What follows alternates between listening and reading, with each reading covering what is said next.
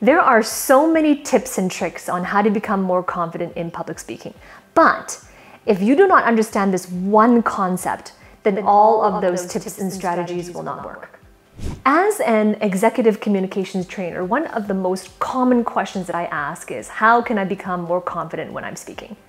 And the flip side of that is the reason why there is a lack of confidence is because there are fears associated with public speaking. And then the other side of that is the reason why there are fears associated with public speaking is because there is considerations that if I do speak in public, then what is the response going to be? What is the response from my audience? What are the outcomes going to be from that? And so all of these things come into play in the experience of fear of public speaking. So what I want to share with you today is what is the simplest understanding, the concept, the one concept in order for you to achieve that confidence. Now, understand when it comes to achieving confidence, becoming confident, it is a continuum rather than a destination. It's a continuum. Because sooner or after you achieve confidence in one domain, there's another domain where you kind of feel a little bit less confident. And soon after you achieve confidence in that other domain, there's another domain or another area or another topic in which you feel a lack of confidence in comparison or relative to it. So confidence is a continuum. And as soon as you receive confidence, for example, speaking up in meetings, then the next level of presenting and communication could be presenting in front of an audience of 100. And even though you are confident speaking up in meetings, sometimes now speaking in front of an audience of 100 people, there's a lack of confidence. So you can see, you can appreciate that confidence is a continuum. It is not a destination.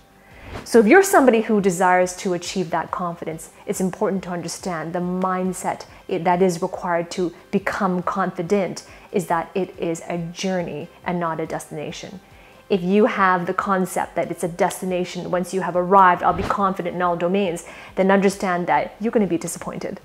It is a continuum, it is a journey and not a destination. The growth towards confidence is never over. There's always something more to learn. There's always something more challenging to do. There's always someone greater to become. Because if you're not growing, you're dying. So this is the continuum. So let's look at confidence itself. You take the word confidence and you break it up into its substituents. You have the word confide as the root word to confidence. So what does confide mean? Confide is related to trust. If I confide in you, that means I trust you. If you confide in me, that means you trust me. It is not possible to confide in someone unless you trust them. So this is where the concept of becoming confident comes from. It involves trust. So the question becomes, well, who do you trust? And the answer is, you must trust yourself. So what do I mean by that? Trust yourself. To be congruent that what you say is going to be what you do. That your thoughts are congruent with your words. That your words are congruent with your thoughts. That what you say is congruent with what you will do. That your actions are congruent with your thoughts and that are congruent with your words. So your communications, that which you speak outwards, that which people hear from you, your public communications, is congruent with what is on the inside. That congruency is the most important thing to achieving confidence. Because in that moment, when you are congruent from the inside out, what you say on the outside and who you are on the inside, if those are congruent, then you can trust yourself. You can trust yourself that whatever you say is your bond. Whatever you say, your word is your bond. And others can trust you as well. Because if you think about it, a lot of times we make promises, we set goals, and we say we're going to do a thing, and then we don't. And then we procrastinate, or we put it off to the wayside, or we do the complete opposite.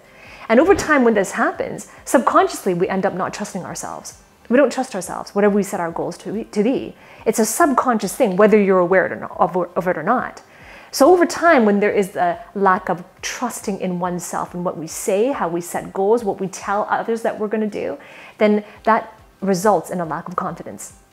Now, when you're hearing this, you might think, well, it's not me I have to trust, it's my audience. I don't trust them to react the way I want them to. I don't trust them to receive my idea. I don't trust them to respond in a way that's professional. Now, you might be saying this to yourself, I don't trust my audience. But at the end of the day, you don't have control over what your audience does. You don't have control over whether or not they like your idea, or whether they agree with it, or whether or not they feel a benefit to it. You cannot control those things, but you can control whether or not you can trust yourself. So if your confidence depends on being able to control how others react, if your confidence depends on being able to trust another person depending on what they do or what they say, then can you see how it's an impossible situation to become confident? However, if your confidence depends on you and how congruent you are with what you say and what you do and what you think, the seed from the inside produces the fruit on the outside, if that is how you live your life and there's congruency, that is 100% within your control. And now it is possible, it is feasible to be able to achieve confidence. So be careful of your conditions in which you become confident. This stems from the one concept of confidence stemming from congruency, and congruency requiring trust of oneself. So this is the most important concept to understand, beginning your journey to becoming a confident individual. So now you have heard from me the one concept, and there's a mindset piece to it, there is a congruence piece to it, there's an inner trust piece to it. Everything deals with what's going on the inside. Everything deals with the intrapersonal skills inside of you. Now you might be thinking, well, I still want to know the tips, I still want to know the strategies, what do I do when I'm communicating? So I'm going to share that with you. In the next audio that I have coming up is my content on communication tips, the exact strategies on how to become confident when you are speaking up in the boardroom. That is coming right up next, and I'll see you there.